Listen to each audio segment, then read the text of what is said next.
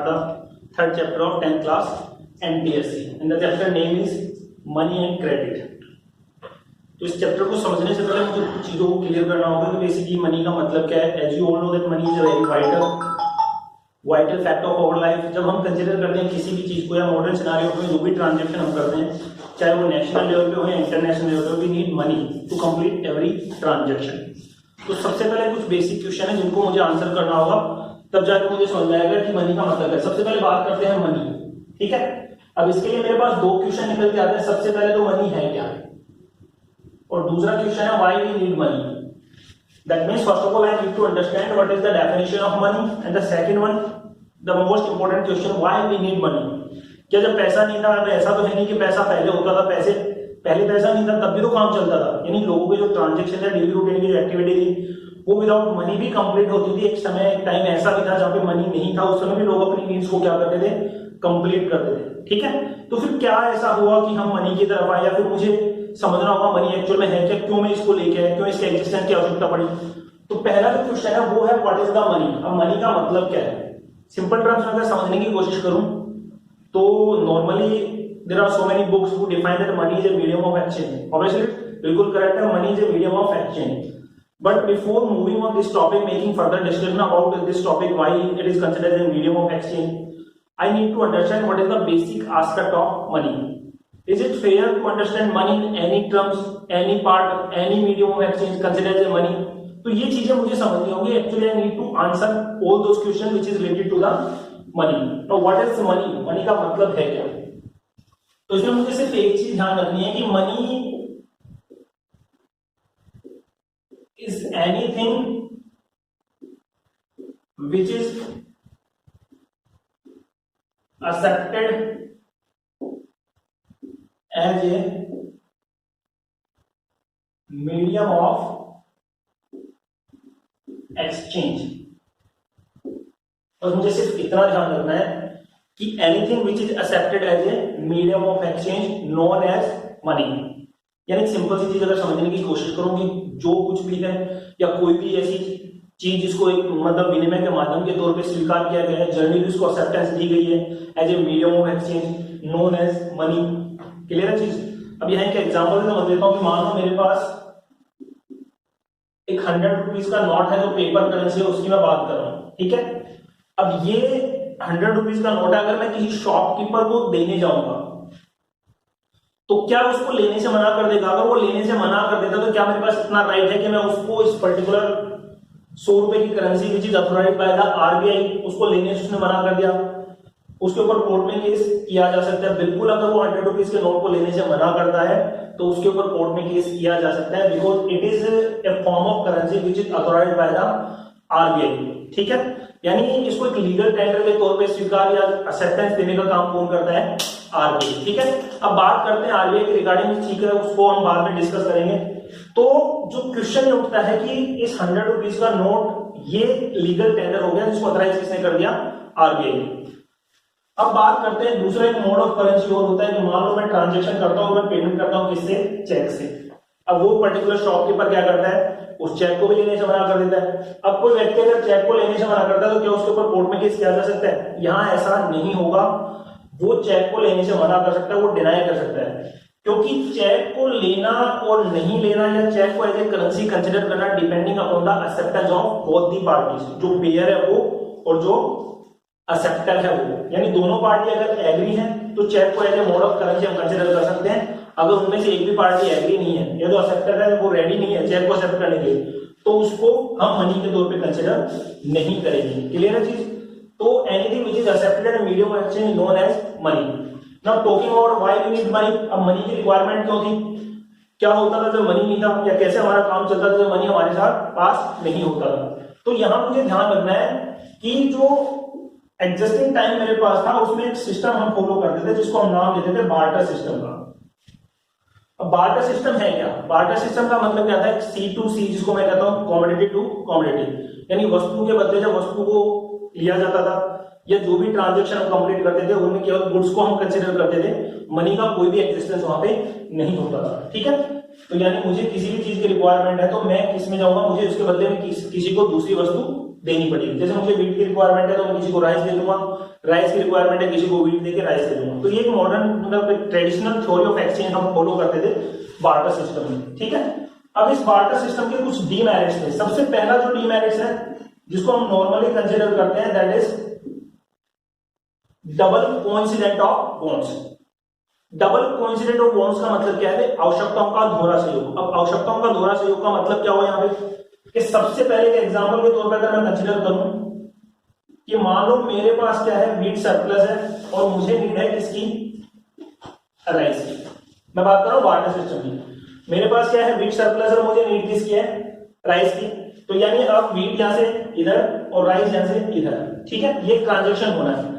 लेकिन double coincident of bonds काम कैसे करेगा, मान लेता हूं एक्स नाम का व्यक्ति है जिसके पास राइस एक्स्ट्रा है, तो क्या केवल एक्स के पास राइस एक्स्ट्रा होना इस बात का प्रमाण है कि ट्रांजेक्शन हो जाएगा? नहीं।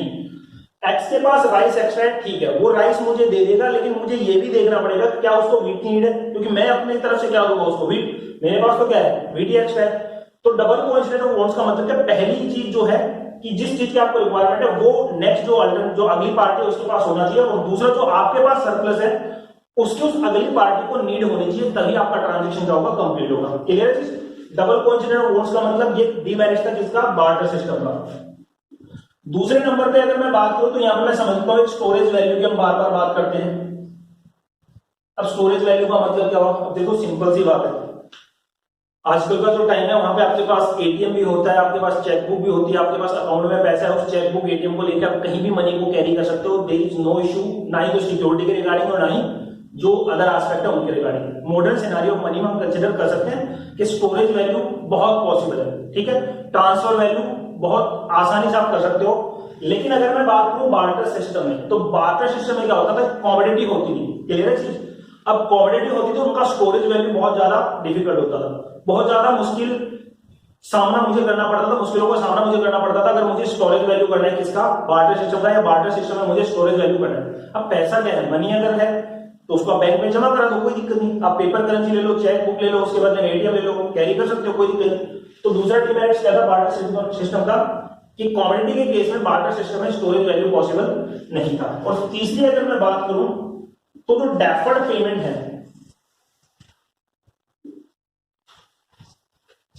डेफर्ड पेमेंट की कहूं या जो कॉन्ट्रेक्चुअल पेमेंट है जिनका फ्यूचर में आपको पेमेंट करना है, वो बार्टर सिस्टम में पॉसिबल नहीं था। क्यों नहीं था कि मान लो सिंपल सी बात है ना, मैं आज मतलब ये तय कर दूं, मान लो हम बार्टर सिस्टम में बात करते थे, मैं किसी बच्चे को ट्यूशन पढ़ाता हूं तो मैं उससे कॉन्ट्रैक्ट करूंगा कैसे, क्योंकि पेमेंट तो फ्यूचर में करेगा जब सिलेबस कंप्लीट होगा। तो फ्यूचर में हमारे वाली पेमेंट बार्टर सिस्टम में डिसाइड कैसे होगी। क्लियर है? तो जो कॉन्ट्रेक्चुअल पेमेंट थे, फ्यूचर पेमेंट थे, वो बार्टर सिस्टम में पॉसिबल नहीं है। तो these are the demerits of barter system, जिन्होंने मुझे इंसिस्ट किया कि मुझे किसकी तरफ जाना है, मनी की तरफ जाना है। तो that's the whole reason why we need money. Demerits of barter system या फेलियर ऑफ बार्टर सिस्टम, उन्होंने मुझे इंसिस्ट किया कि मैं किसकी तरफ जाऊं, मनी की तरफ। क्लियर है चीज? अब बात करते हैं नेक्स्ट अंडर में modern form of money. Modern form of money को अगर मैं कंसीडर करूं, there are so many generation में बात करूं, सबसे पहले बात कर लेते हैं बार्टर सिस्टम के टाइम की, या फिर मैं कहूं जो एंशिएंट इंडिया होता था, राजा महाराजाओं के टाइम में क्या होता था, गोल्ड सिल्वर कॉपर इनके कॉइन चलते थे, they are also the form of money. यानी गोल्ड सिल्वर कॉपर के जो कॉइन होते थे, they are also considered as a form of money. या उससे पहले बार्टर सिस्टम की बात करो जहां ग्रेन्स या कैटल के माध्यम से क्या होते थे, एक्सचेंज होते थे, they are also considered as a form of money. Clear है चीज? तो जो फॉर्म ऑफ मनी है वो अलग अलग बदलते रहे हैं, मतलब पुराने टाइम से बात करोगे ग्रेन्स और कैटल को भी हमने मनी के तौर पे कंसीडर किया था। उसके बाद जो गोल्ड सिल्वर है कॉपर के कॉइन है जो राजा महाराजाओं के टाइम में चलते थे, उनको भी करेंसी के तौर पे यूज किया गया है।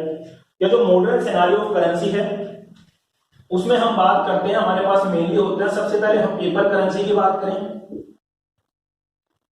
और उसके बाद हम बात करें इनकी कॉइन्स की। ठीक है, तो जो मॉडर्न सिनेरियो ऑफ करेंसी है उसमें सबसे पहले मेरे पास आता है पेपर करेंसी और उसके बाद जो कॉइन्स है वो आते हैं। अब इसकी एक सिंपल चीज अगर मुझे समझनी हो, मैं बात करता हूं पेपर करेंसी की। अगर पेपर करेंसी को मैं कंसीडर करूं तो पेपर करेंसी को मेनली जो प्रिंटिंग का काम है या उसको एग्जिस्ट करने का काम है, उसको बनाने का काम है, वो करता है रिजर्व बैंक ऑफ इंडिया, यानी central bank of Indian economy, and that is RBI. Clear है चीज? अब थोड़ा सा मुझे ये समझ लेना है कि जितने भी मोड ऑफ करेंसी एप्लीकेबल है मॉडर्न सिनेरियो में, क्लियर है चीज। उसमें आप केवल 1 रुपए के सिक्के यानी the coin of 1 rupees and paper note of 1 rupees, clear है चीज। जो 1 रुपए का नोट है, चाहे वो सिक्का हो या वो नोट हो, उसके अलावा जितने भी मोड ऑफ करेंसी है मॉडर्न सिनेरियो ऑफ करेंसी में, उन सारों को ऑथराइज करने का काम कौन करता है? आरबीआई, ठीक है। जैसे जब भी आप नोट को देखते हो तो उसके ऊपर लिखा रहता है कि मैं धारक को इतने रुपए अदा करने का वचन देता हूँ, नीचे आरबीआई गवर्नर के क्या होते हैं? साइन होते हैं। वो एक प्रॉमिस होता है, वो एक लीगल एक्सेप्टेंस होती है जो इस बात को प्रूव करती है कि इसको एज ए करेंसी एक्सेप्ट किया गया है, यानी ये करेंसी को एक्सेप्ट करने या एज ए करेंसी को इसको एग्जिस्ट करने का जो प्रॉमिस है वो किसने किया है? आरबीआई के गवर्नर ने, जो अपने आप में क्या है? Independent body. और बाकी जो 1 रुपए का सिक्का या कॉइन है उसको ऑथराइज करता है जो मिनिस्ट्री ऑफ फाइनेंस है, वो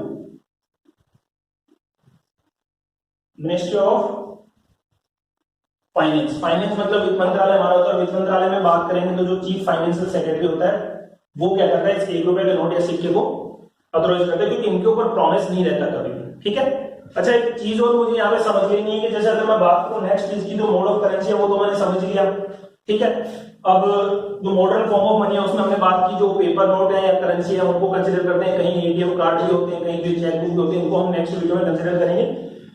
उसके बाद बात करें deposit with bank. Deposit with bank का मतलब क्या होगा? डिपॉजिट विद बैंक का मतलब क्या है? इसको भी एज ए करेंसी हमने एक्सेप्ट किया है। अब डिपॉजिट विद बैंक को अगर कंसिडर करूं तो यहाँ पे 2 चीजें मेरे पास होंगी।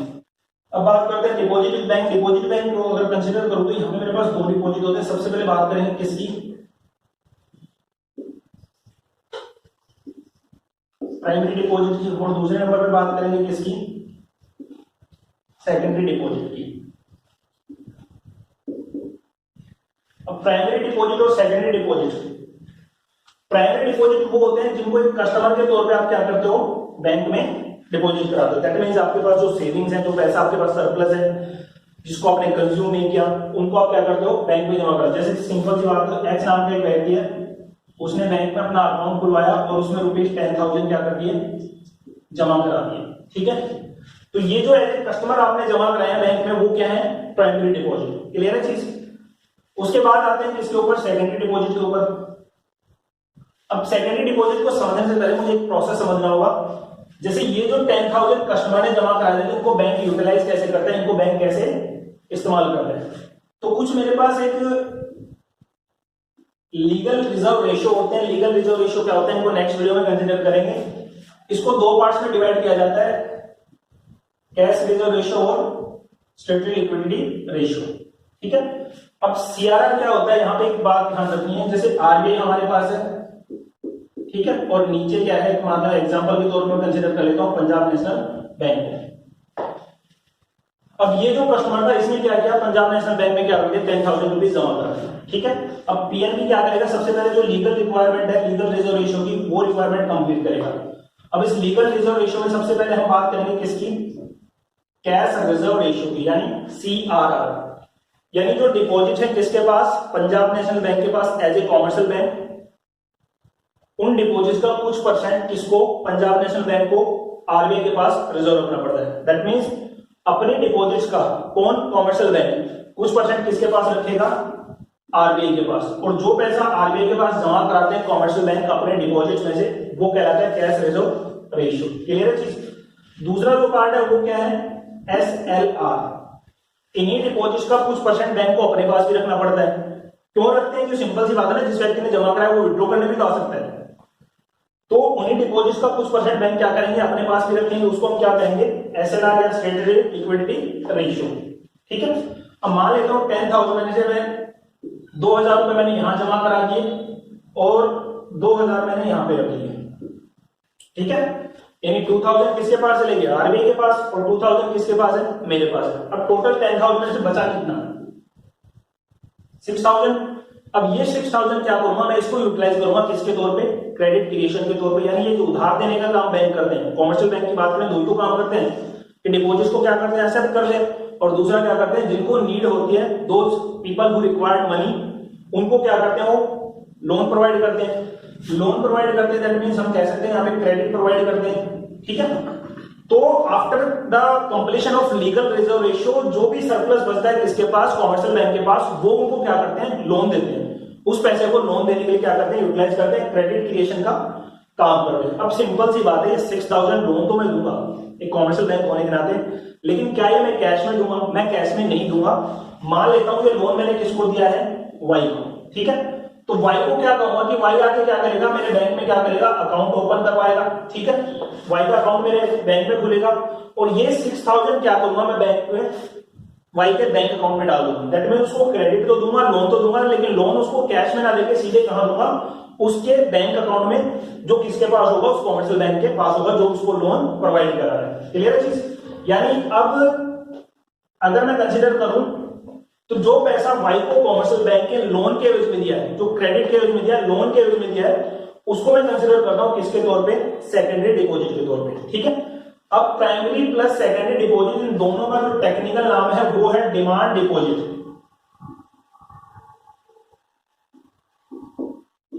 प्राइमरी प्लस सेकेंडरी दोनों डिपॉजिट्स को मिला के क्या बनता है? Technical demand deposits. अब डिमांड डिपॉजिट्स क्यों है ये मुझे ध्यान रखना है, क्योंकि जो 10,000 एक्स ने एज ए कस्टमर जमा कराया वो उसको भी ऑन डिमांड क्या कर सकता है? निकाल सकता है। यानी मान लो एक्स ने अपने अकाउंट के डिपॉजिट के बिहाफ पे एक चेक दिया किसी कस्टमर को, ए नाम के व्यक्ति को, तो क्या बैंक उस ए को पेमेंट करने से मना कर देगा?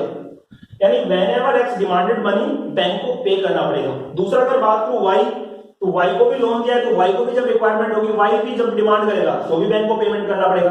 तो primary deposit plus secondary deposit दोनों क्या होंगे? Demand deposit. क्लियर है चीज?